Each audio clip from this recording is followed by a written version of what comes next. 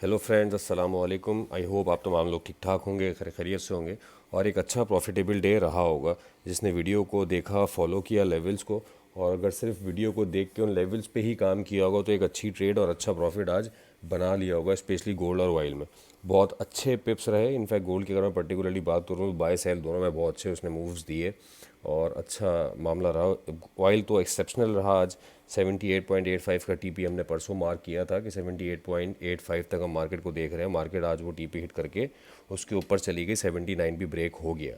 और एक चीज़ ख़ास इंपॉर्टेंट जो मैं डिस्कस करना चाहूँगा आज वीडियो में एनालिसिस स्टार्ट करने से पहले, फंडामेंटल्स, मतलब मार्केट में ये होता है ना कि फंडामेंटल्स जो हैं वो बहुत इम्पेक्ट करते हैं किसी भी आइटम को। तो जितना मैंने मार्केट को देखा है और जितना मैंने सीखा है, फंडामेंटल्स में जो होने वाला होता है, टेक्निकल्स वो बहुत पहले चार्ट पे आपको बता देते हैं। अगर आपने सीखा हुआ है काम और आपको चार्ट अच्छा पढ़ना आता है तो आप चार्ट की रीडिंग से ही, चार्ट की रीडिंग आई मीन टेक्निकल से ही, सिर्फ अपनी साइकोलॉजी बेहतर करके एक अच्छा प्रॉफिट अर्न कर सकते हैं। जो मेन चीज़ सबसे ज़्यादा इम्पैक्ट करती है वो जियो पॉलिटिकल कंडीशंस हैं। जियो पॉलिटिकल कंडीशंस में कुछ फंडामेंटल्स भी हैं, लाइक जैसे यूएस के इलेक्शंस की मैं आपसे बात करूं, वो एक मेजर फंडामेंटल था। और उसके बाद जो ये डाटा आते हैं, इन डाटाज में मैनिपुलेशन बहुत होती है स्मार्ट मनी की तरफ से, क्योंकि वी ऑल नो कि यहाँ पे जो है वो डाटा रिलीज़ होने से कुछ टाइम पहले इनको पता होता है कि ये क्या मामलात होने वाले हैं, तो वो वहाँ पे अपने हिसाब से बाइंग और सेलिंग स्मार्ट मनी कर रही होती है।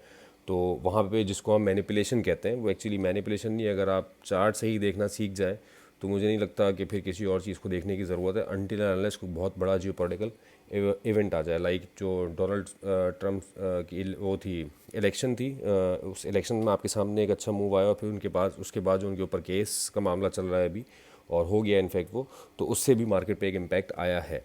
तो बहरहाल ये कुछ चीज़ें थी जो मैंने कहा आप लोगों को बताऊं। कोशिश किया करें टेक्निकल्स को ज़्यादा फॉलो करें, फंडामेंटल्स को भी फॉलो करें, अहमियत देनी चाहिए। लेकिन चार्ट अगर आप सही से पढ़ लेंगे और आपको समझ में आ जाएगा तो फंडामेंटल्स का मूव आप पकड़ सकते हैं आसानी से। तो बहरहाल स्टार्ट करते हैं कल के analysis, starting with Nasdaq. Nasdaq में एक हमने सेलिंग एरिया मार्क किया हुआ था और मार्केट उस एरिया पे गई, वहाँ से थोड़ा सा रिजेक्ट भी हुई, लेकिन अभी वहीं सस्टेन कर रही है। तो मेरे पास फ़िलहाल अभी तक सेलिंग का कोई साइन बना नहीं है, लेकिन एक एरिया है, एक एरिया का इनफैक्ट ये ट्रेंड लाइन है। अच्छा, कोई भी एक चीज़ जो है ना वो बुक्स में पढ़ाई तो हमें गई है और हमारे उस्तादों ने हमें पढ़ाई है, लेकिन उसमें पिन पॉइंट एक्यूरेसी नहीं है कि अगर कोई एक पैटर्न आपको बता देगा ट्रायंगल, तो वो पूरा का पूरा ट्रायंगल ही बनेगा। तो वो ट्रायंगल में कुछ वेरिएशंस हो सकते हैं। मार्केट चार्ट के ऊपर ना कोई भी चीज़ 100% नहीं बन रही होती है। अब हेड एंड शोल्डर जो पैटर्न, मिसाल के तौर पे बता रहा हूँ, कोई हेड एंड शोल्डर पैटर्न अगर पढ़ाया है, हेड एंड शोल्डर पैटर्न बन रहा है, तो दोनों शोल्डर का बराबर होना ज़रूरी है। और अगर वो ऊपर नीचे हो जाए तो क्या फ़र्क पड़ता है, फ़र्क बनेगा नहीं बनेगा। तो इतनी वेरिएशंस मार्केट को देनी चाहिए, क्योंकि मार्केट में पिन पॉइंट एक्यूरेसी कुछ भी नहीं है। तो इसी तरह मैंने आपको बताया कि जो भी ये ट्रेंड लाइंस वगैरह हम लगाते हैं तो उससे हम अपना एक आइडिया लगा रहे होते हैं कि मार्केट इस चैनल में चल रही है, इस चैनल के हिसाब से इस एरिया को रिस्पेक्ट कर सकती है।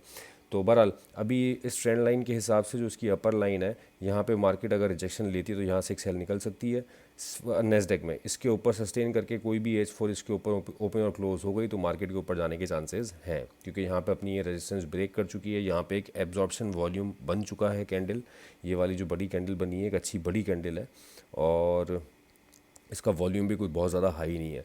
तो और पिछली रेजिस्टेंस को इसने ब्रेक भी किया है, तो ये एब्जॉर्प्शन कैंडल कहलाती है बहरहाल।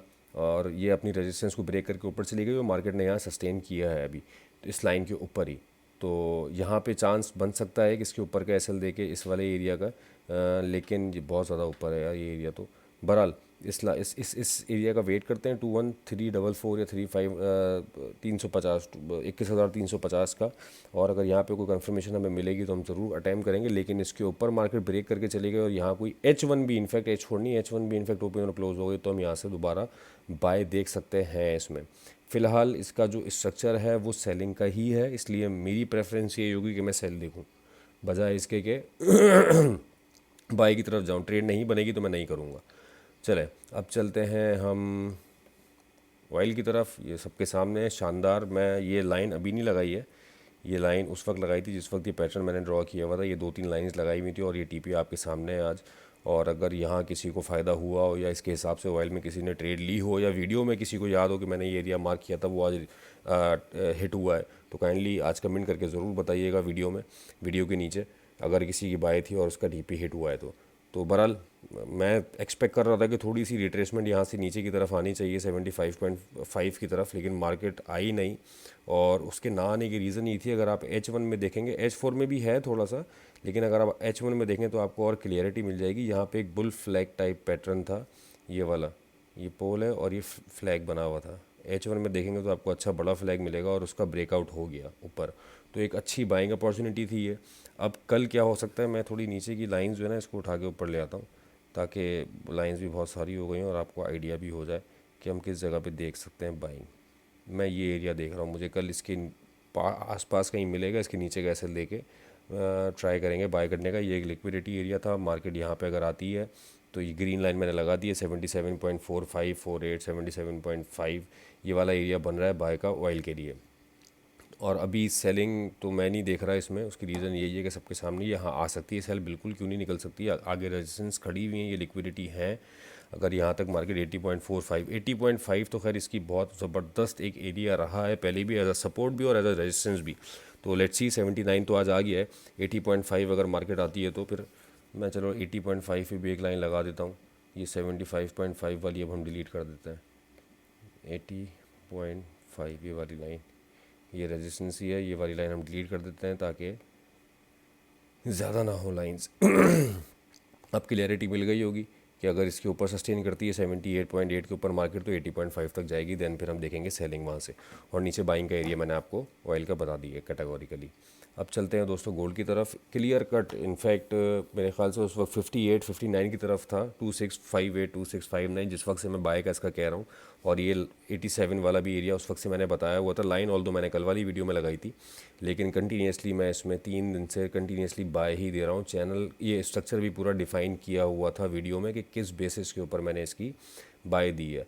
और बाय स्ट्रक्चर के हिसाब से अल्हम्दुलिल्लाह बहुत अच्छी चल रही है। 87 वाले लेवल पे सेल का मैंने कहा था कि यहाँ पे आएगा तो हम सेल ट्राई करेंगे, कुछ चली 70-80 पिप्स यहाँ से सेल निकली टेडर टाइम के ऊपर, लेकिन मार्केट ने ये वाली जो H4 बनाई है सारा काम बिगाड़ दिया इसने, और बड़े ज़बरदस्त वॉल्यूम के साथ भी बनी है। तो मेरे हिसाब से ये वाली H4 के हिसाब से और मार्केट का 87 के ऊपर सस्टेन कर जाना तो दोबारा 2708 आने की निशानी है कि आगे आने वाले दिनों में, कल या परसों इंशाल्लाह थर्सडे और थर्सडे और फ्राइडे, हाँ ये 2 दिन है, तो यहाँ पे हमें मार्केट 2700 के ऊपर यहाँ कहीं जाती हुई नज़र आ रही है। 2708 अगर ब्रेक होता है तो फिर हमारे पास 2715 2720 का एरिया आ सकता है। स्ट्रक्चर के हिसाब से मैं बात कर रहा हूँ, हाँ जब तक इस एरिया के नीचे, अब तो ये वाला हायर लो बन गया ना एक लेटेस्ट, अब इसके नीचे जब तक कोई क्लोजिंग नहीं आएगी 2657 के नीचे, जब तक कोई H4 ओपन और क्लोज नहीं होगी उस वक्त तक इसका स्ट्रक्चर हम बुलिश ही कंसीडर करेंगे। देन फिर उसके बाद देखेंगे क्या कंडीशन बनती है।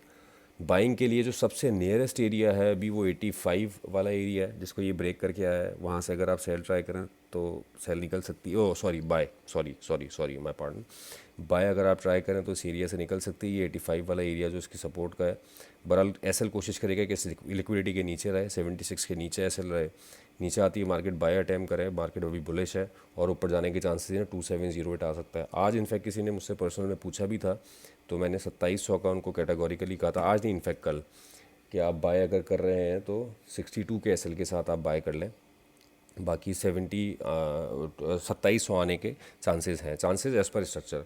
तो अल्हम्दुलिल्लाह वो तकरीबन टीपी हिट हो गया है, 98 तक मार्केट आ जाई है और एक्सपेक्टेडली 2700 कल सुबह हमें एशियन सेशन में उठेंगे तो हमें नज़र आ जाएगा। ये था दोस्तों गोल्ड के एनालिसिस, बहुत इजी करके समझा दिया और बहुत आसान है चैनल। यह जब तक एरिया ब्रेक नहीं होगा हम बाय में रहेंगे, ये वाला एरिया 2660 वाला, इसके नीचे कोई H4 ओपन और क्लोज हो जाएगी तो फिर हम सेल देखेंगे। एसएल होगा कोई एक आध अगर हो जाएगा तो कोई बात नहीं, करवा देंगे, लेकिन एज़ पर स्ट्रक्चर ही ट्रेड करेंगे। अच्छा नेस्डेक में ये तो खैर कंप्लीट हो गया मेरा, ऑयल का भी, गोल्ड का भी, नेस्डेक का भी, लेकिन नेस्डेक में एक चीज़ मैं बताना भूल गया था, आप लोग कोशिश करिएगा, मैं लगा नहीं रहा अभी वीडियो में, यहाँ पे एक फिब लेवल लगा लीजिएगा रिट्रेसमेंट का, तो वहाँ से भी आपको एक सेलिंग का एरिया नज़र आ जाएगा। अच्छा यहाँ से आप उसको ड्रैग करेंगे यहाँ पे हाई पे, लो हाई से इस वाले लो पे, तो आपको एक अच्छा सेलिंग एरिया भी पता चल जाएगा कि रिट्रेसमेंट यहाँ पे इसकी ऑलमोस्ट कंप्लीट हो गई, 61% का एरिया बन रहा होगा मेरे हिसाब से। तो ये मैं बताना भूल गया था, मुझे गोल्ड को कवर करते हुए ये चीज़ याद आई, तो एक अच्छी चीज़ है लर्निंग के पॉइंट ऑफ व्यू से। तो ये था दोस्तों एनालिसिस कल का। उम्मीद करता हूँ आपको पसंद आया होगा, और अगर वीडियो से फ़ायदा हो रहा है तो काइंडली इसको ज़रूर शेयर करें अपने ट्रेडिंग सर्कल में, जो आपके फ्रेंड्स हैं, कोलीग्स हैं, जो आपके साथ ट्रेड्स करते हैं। और अगर आप देख रहे हैं वीडियो और लेवल्स आपके समझ में आ रहे हैं तो कमेंट भी करके ज़रूर बताएं और वीडियो को शेयर भी करें। तो उम्मीद करता हूँ आपको एनालिसिस समझ आया होगा, पसंद आया होगा। अपना बहुत ख्याल रखिएगा। Thank you so much for your time.